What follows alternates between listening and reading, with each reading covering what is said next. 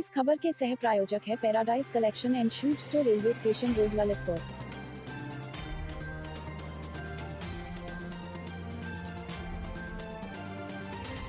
इस खबर की सह प्रायोजक Sanskar Valley Academy school, Mahrauni road, Masaura Kala, Lalitpur. नमस्कार, ललितपुर लाइव टीवी में आप सभी का एक बार फिर से बहुत बहुत स्वागत है। ये डालते एक नजर ललितपुर जिले की कुछ प्रमुख और खास खबरों पर ललितपुर लाइव टीवी के इस फटाफट बुलेटिन में। तब तक आप बने रहिए ललितपुर लाइव टीवी के साथ। आइए अब शुरुआत करते हैं ललितपुर जिले की सबसे बड़ी खबर से।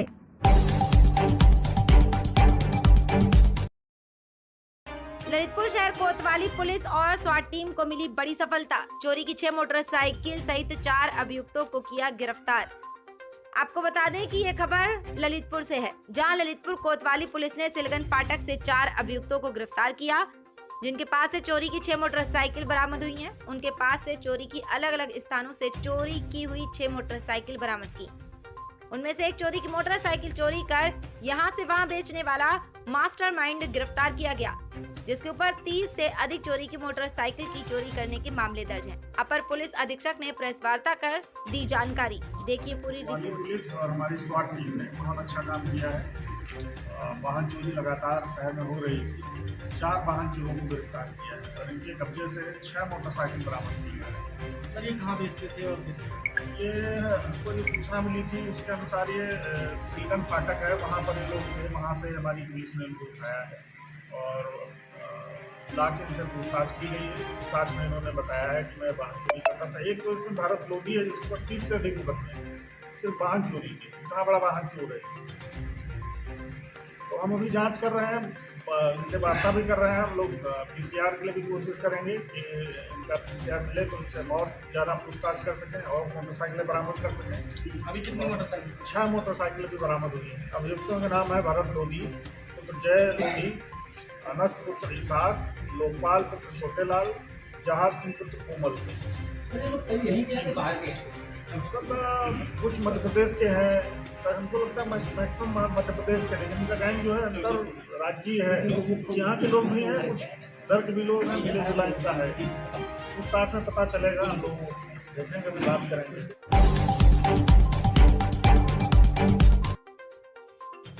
बुंदेलखंड के सांसद और विधायकों की उदासीनता से जनता में आक्रोश। आपको बता दें कि ललितपुर शहर के कंपनी बाग में आज बुंदेलखंड प्रांत निर्माण को लेकर बुंदेलखंड विकास सेना प्रमुख हरीश कपूर टीटू के नेतृत्व में धरना प्रदर्शन किया गया, जिसमें विकास सेना प्रमुख हरीश कपूर टीटू ने कहा कि अभी हाल ही में लोकसभा में एक सांसद द्वारा भारत में नए राज्य के गठन से संबंधित पूछे गए प्रश्न के उत्तर में केंद्रीय गृह राज्य मंत्री नित्यानंद राय के दिए गए जवाब में कहा गया कि अभी केंद्र सरकार के पास नए राज्य का कोई प्रस्ताव विचाराधीन नहीं है, जिसको लेकर बुंदेलखंड वासियों को गहरी ठेस पहुंची है। बुंदेलखंड विकास सेना प्रमुख हरीश कपूर टीटू ने कहा कि केंद्रीय गृह राज्य मंत्री के बयान से स्पष्ट हो गया है कि अखंड बुंदेलखंड, जिसमें कि उत्तर प्रदेश और मध्य प्रदेश का क्षेत्र शामिल है, और केवल एकमात्र सांसद पुष्पेंद्र सिंह चंदेल को छोड़कर किसी भी सांसद और विधायक ने पृथक बुंदेलखंड राज्य निर्माण की मांग को केंद्र सरकार तक पहुंचाने का कभी प्रयास तक नहीं किया है। कि हमारे बुंदेलखंड के सारे जनप्रतिनिधि केवल चुनावी मोहरे बन के रह गए हैं, जो चुनाव के समय बुंदेलखंड की जनता को लुभावने वादे करके वोट ठगने का काम करते हैं।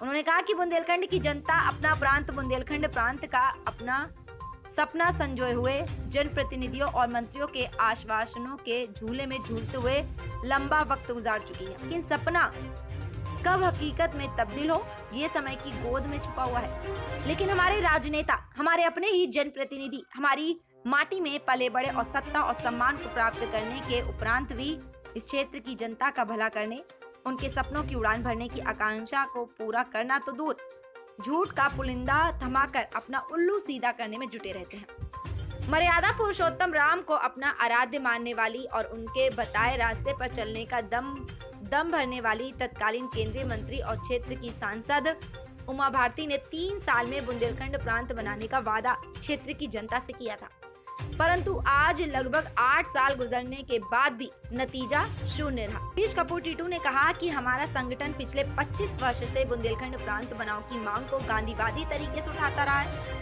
आजादी के पहले और आजादी के बाद भी बुंदेलखंड क्षेत्र का तुलनात्मक अध्ययन करें तो हम आप पाते हैं कि देश के इस सबसे पिछड़े भूभाग की और नागरिकों की दिशा और दशा में कोई आमूल चूल परिवर्तन नहीं आया है। उन्होंने कहा कि राष्ट्र को गुलामी की जंजीरों से मुक्ति दिलाने और अंग्रेज शासकों को लोहे के चने चबाने को मजबूर करने वाली महारानी लक्ष्मीबाई की कर्मस्थली रामचरितमानस के रचयिता गोस्वामी तुलसीदास, राष्ट्रकवि मैथिली शरण गुप्त, हॉकी के जादूगर दद्दा मेजर ध्यानचंद, महान उपन्यास सम्राट बाबू, वृंदावन लाल वर्मा की जन्मस्थली और कर्मस्थली बुंदेलखंड की पावन धरती अपनी उपेक्षा और बदहाली और दुर्दशा पर खून के आंसू बहाने को मजबूर है। उद्योग शून्यता, उच्च व्यवसायिक एवं तकनीकी शिक्षा, सड़क, बिजली, पानी, स्वास्थ्य जैसी मूलभूत आवश्यकताएं, बेरोजगारी की लंबी फौज, कभी सूखा तो कभी बाढ़ जैसी विभीषिकाएं, सामंतशाही, दबंगई, सूदखोरी, भ्रष्टाचार और अत्याचार के अलावा अभी लगभग 3 साल से कोविड-19 जैसे शूलों के दंश की पीड़ा सहने को हम बुंदेलखंडवासी मजबूर हैं। देखिए पूरी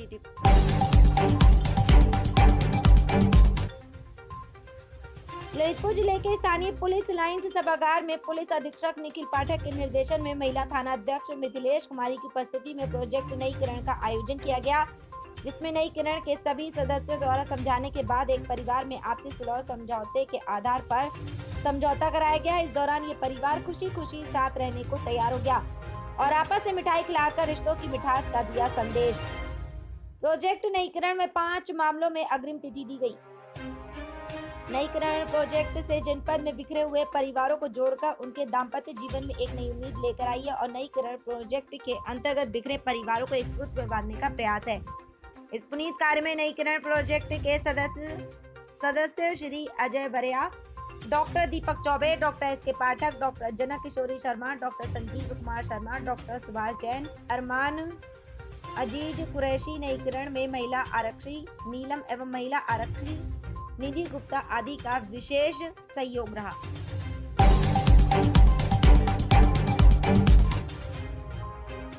ललितपुर जिले के रिजर्व पुलिस लाइन में आज पुलिस क्षेत्राधिकारी सदर फूलचंद सहित पुलिस कर्मियों के सेवानिवृत्त होने पर विदाई समारोह आयोजित हुआ, जिसमें सभी के उज्जवल भविष्य की कामना की गई। इस दौरान ललितपुर पुलिस अधीक्षक निखिल पाठक, अपर पुलिस अधीक्षक अनिल कुमार सहित जिले के सभी पुलिस अधिकारी और कर्मचारी गण मौके पर मौजूद रहे।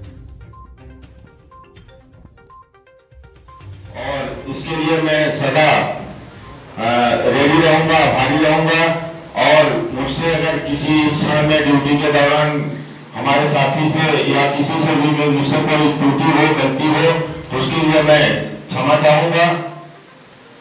इन्हीं शब्दों के साथ में मैं अपनी वाणी को समाप्त करता हूं।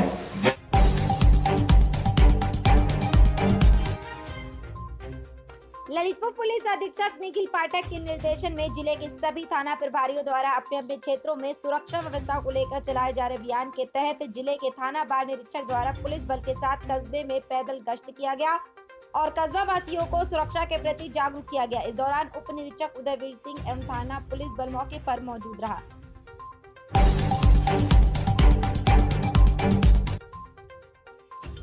ललितपुर में वन औषधि विभाग की टीम ने छापा मार कर ललितपुर सागर हाईवे स्थित एक गोदाम से लगभग 12 कुंटल अवैध रूप से एकत्रित की गई जड़ी बूटियां बरामद की हैं, जिसके खिलाफ विभागीय कार्रवाई जारी है।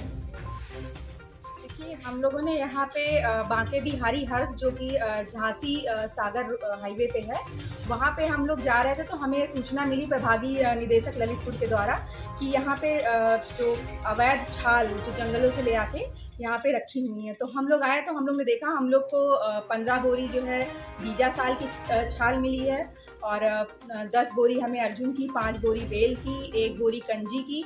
ये चीज़ें हमने यहाँ से जब्त किया है और इस पर विधिक कार्रवाई की जा रही है। टोटल मिला के लगभग 12 कुंटल होगा, 12 कुंटल के लगभग होगा। इसको हम लोग ने जब्त कर दिया। इसको C17 में हम जो विधिक कार्रवाई जो हम नियमानुसार जो कार्रवाई होगी वही चीज़ें हमने H2 केस काट के जो नियमानुसार जो कार्रवाई होगी उस पर हम लोग करेंगे आगे कार्रवाई। ललितपुर के जिला बेसिक शिक्षा कार्यालय में आज कोविड वैक्सीन की दूसरी डोज लगाई गई। इस दौरान समस्त जिले के शिक्षकगण एवं विभागीय कर्मचारी मौके पर मौजूद रहे और उन्हें सभी से कोविड-19 वैक्सीन लगवाए जाने की अपील की। कोविड सीट लगाई है, ये सभी को लगवाना चाहिए, इससे कोविड बीमारी नहीं होती है।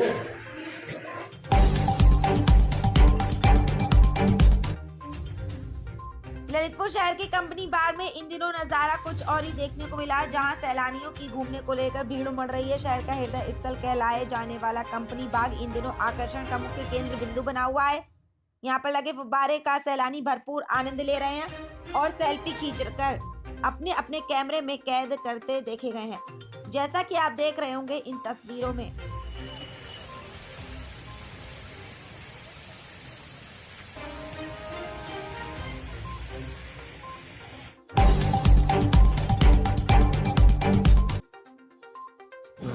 यंग नाम का एक व्यक्ति था जो पूर्व प्रधान भी रहे हैं पहले।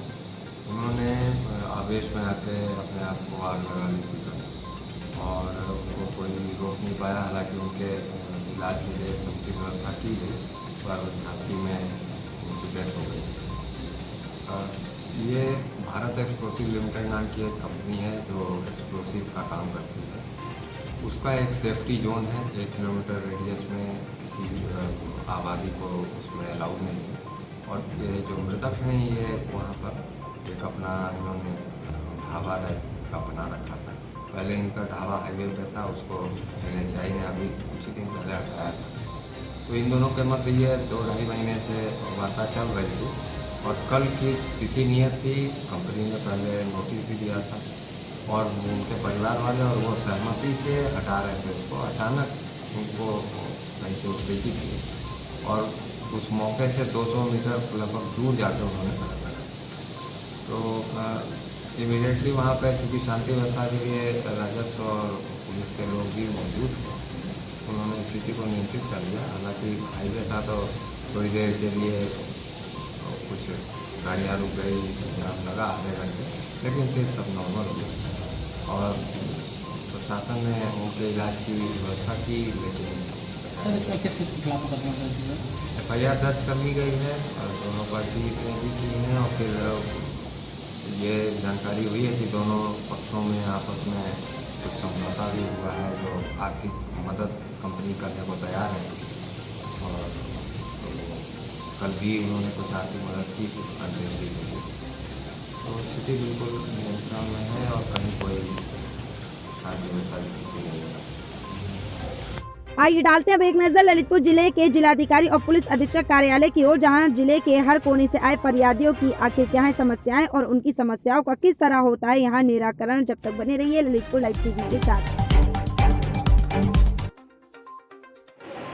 अड़वाहा कल्लू एक्सीडेंट, बैठे में गाड़ी मार दी।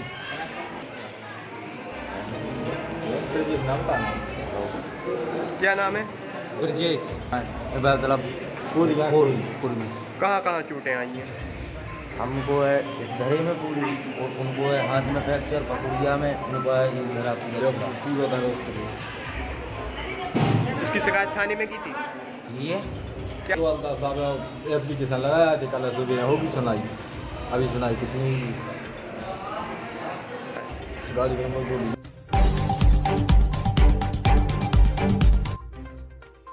तो ये थी आज की दिन भर की प्रमुख एवं खास खबरें। आगे भी खबरों की अपडेट के लिए बने रहिए ललितपुर लाइव टीवी के साथ ही हमारे चैनल ललितपुर लाइव टीवी को सब्सक्राइब करना ना भूलें। नमस्कार।